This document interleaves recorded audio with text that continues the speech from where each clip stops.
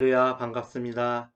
오늘 말씀을 보겠습니다. 오늘 본문 말씀은 데살로니가 전서 1장 2절부터 10절까지의 말씀입니다.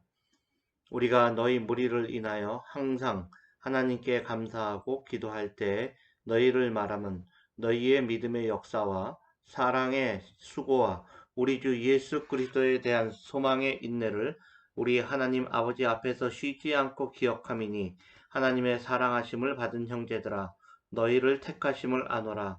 이는 우리 복음이 말로만 너희에게 이른 것이 아니라 오직 능력과 성령과 큰 확신으로 된 것이니 우리가 너희 가운데서 너희를 위하여 어떠한 사람이 된 것은 너희 아는 바와 같으니라.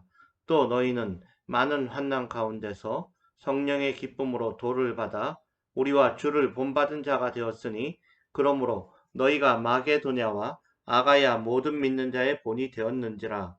주의 말씀이 너희에게로부터 마게도냐와 아가야에게만 들릴 뿐 아니라 하나님을 향하는 너희 믿음의 소문이 각처에 퍼진 고로 우리는 아무 말도 할 것이 없노라. 저희가 우리에 대해서 스스로 고하기를 우리가 어떻게 너희 가운데 들어간 것과 너희가 어떻게 우상을 버리고 하나님께로 돌아와서 사시고 참되신 하나님을 섬기며 또 죽은 자들 가운데서 다시 살리신 그의 아들이 하늘로부터 강림하심을 기다린다고 말하니 이는 장래 노하심에서 우리를 건지시는 예수시니라. 오늘 말씀은 회개하고 돌이킬 때라는 말씀 제목을 가지고 은혜를 나누도록 하겠습니다. 지금 우리가 사는 세상은 예수님을 믿는 것을 핍박받는 세상이 되었습니다. 이전의 사도들이 유대인들에게 핍박을 받을 때와 같은 시대가 다시 오게 된 것입니다. 코로나19 바이러스 때문에 일어난 이러한 일은 세상을 바라보는 시각을 단지 우리가 편한 시각으로 바라보는 것이 아닌 하나님께서 창조하신 원리에 따라 바라보아야 하는 것입니다.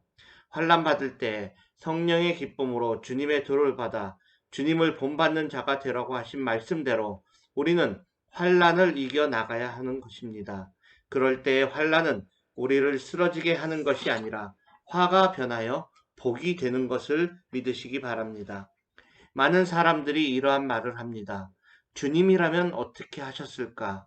주님의 생각을 우리에게 감정이입을 시켜서 주님의 입장에서 판단하여서 행동하라는 말인 것입니다. 그러한 일은 무척이나 어렵습니다. 그러나 우리는 기도함으로 그러한 일에 다가갈 수 있게 되는 것입니다. 기도할 수 있는데 왜 걱정을 하느냐 하는 것입니다. 가장 강력한 무기는 기도입니다. 기도밖에 할 수 있는 일이 없어. 우리는 이러한 표현을 바꾸어야 합니다. 기도밖에가 아니라 기도가 최선의 방법이자 해결책인 것을 알고 표현해야 하는 것입니다. 최소한의 방법이 기도가 아니라 최대의 방법이기도 한 것입니다. 단 아버지의 뜻대로 기도를 해야 하는 것입니다. 주님께서는 기도할 때 하나님의 아버지의 뜻이 무엇인지 알게 해줍니다. 하나님의 주시는 말씀을 듣게 됩니다. 성경을 볼 때 우리는 그 성경 말씀에 따라서 하나님께서 우리에게 주시는 말씀이 무엇인지를 깨달아 알게 되는 것입니다. 기도할 때 하나님의 방법을 알게 됩니다. 기도할 때 하나님이 이끄시는 대로 가게 됩니다. 기도할 때 우리에게 주시는 그러한 은혜를 우리는 깨닫게 되는 것입니다. 기도할 때 마귀 사탄의 소나기에서 벗어나게 되는 것입니다. 오늘 본문 말씀 중에 8절의 말씀을 보면 주의 말씀이 너희에게로부터 마게도냐와 아가야에게만 들릴 뿐 아니라 하나님을 향하는 너의 믿음의 소문이 각처에 퍼진 고로 우리는 아무 말도 할 것이 없노다라고 말하신 것처럼 우리의 믿음 생활이 소문이 날 정도로 믿어야 하는 것입니다. 그럴 때 사도들이 권면 또는 질책을 하지 않고 잘했다 칭찬하는 것처럼 믿음의 성숙이 이루어지고 복음의 전파를 잘 감당하는 그런 하나님의 아들, 딸이 되는 것입니다. 하나님의 사역을 방해하는 것이 아니라 하나님과 함께 가는 동력자가 되는 것입니다. 그것이야말로 이방인들을 믿지 않는 사람들을 구원의 길로 인도하게 되는 것을 우리는 알아야 하는 것입니다. 온 천하를 구원하는 기쁨이 바로 한 생명을 구원하는 일이라고 주님께서는 우리에게 말씀을 하셨습니다. 한 생명이 귀하기 때문에 우리에게 복음을 전하고 변화되는 삶을 살아 주를 본받는 자가 되어야 할 것입니다. 주님과 함께 가는 삶을 살아가는 것이 우리 믿는 자들이 할 사명이고 생활인 것입니다. 때로는 믿음 때문에 어려움을 당할 때도 있습니다. 손가락질 당할 때도 있습니다. 세상 사람들이 조롱할 때도 있습니다. 하지만 그러한 것들은 우리에게 있어서 아무 문제가 되지 않는 것입니다. 우리가 핍박당할 때 더욱 굳건하게 일어서서 주님 앞으로 담대히 나아가야 하는 것입니다. 믿지 않는 세상은 우리들에게 변화를 요구합니다. 바뀌기를 바랍니다. 무엇으로일까요? 주님과 반대로 바뀌라는 것입니다. 주님을 버리고 사탄의 말을 들으라는 것입니다. 귀신을 앞세워서 나아가야 한다라고 말을 합니다. 영화나 드라마에서 또는 가수들이 게임에서 무당들이 구슬하고 돼지머리 놓고 제사 지내고 부적을 쓰고 점을 보고 동성애 파티를 하고 할로윈 파티를 하고 귀신 문화, 사탄 문화를 마치 올바른 것인 양 선동질하는 것입니다. 우리 믿는 자들은 그것에 따르지 않고 오직 예수님만 따라야 하는 것입니다. 9절에서도 우상을 버린 것이 사시고 참되신 주님이 들어가니까 하나님을 섬기게 된 것이라고 말씀을 하고 있습니다. 그것은 예수 그리스도가 우리를 구하시기 위해서 죽었다가 다시 부활하신 이유이기 때문에 우리는 구원받는 성도가 되기 위해서는 바르게 주님을 믿고 따라야 하는 것입니다. 그냥 건성으로 믿는 것이 아니라 나의 생명 다 바쳐서 믿어야 하는 것입니다. 남들에게 욕먹지 않고 손가락질 당하지 않게 믿어야 하는 것입니다. 수일 전에 서울시장이 갑자기 자살을 하였다고 합니다. 깨끗하고 공명정대하다고 하던 사람이 인권 변호사하며 인권을 논하던 사람이 성추행 때문에 그것이 들통이 나니까 죽은 것입니다. 겉으로는 아닌 것처럼 하면서 속으로는 추악한 일을 저지른 것입니다. 그럼에도 불구하고 그것을 미화하는 사람들이 있습니다.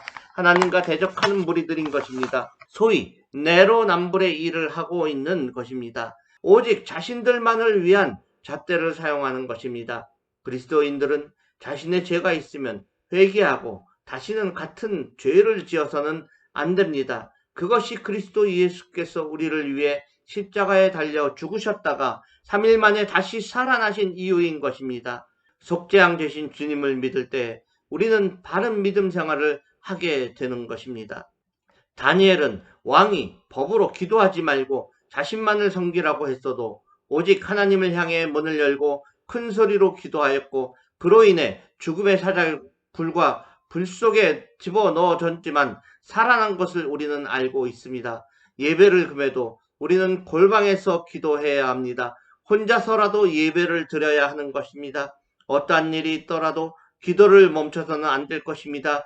예배를 멈춰서는 안 될 것입니다. 4절에 하나님의 사랑하심을 받은 형제들아 너희를 택하심을 아노라 라고 하신 말씀처럼 우리는 하나님의 사랑을 받고 성령을 입은 자들입니다. 무엇이 두렵고 무엇이 어렵습니까? 아버지가 천지만물을 창조하신 분인데 무엇이 두렵습니까? 담대히 나아갈 때 우리에게 영원한 생명과 평안함과 용기와 축복을 주시는 것을 알아야 하는 것입니다. 어제 오후에 아내에게서 전화가 왔습니다. 자동차 계기판에 느낌표가 표시된다고 말입니다. 그 사인이 무엇을 말하는 건지 알아봐 달라고 말을 했습니다. 차가 갑자기 고장나는 것이 아닌지 걱정을 하고 있었습니다.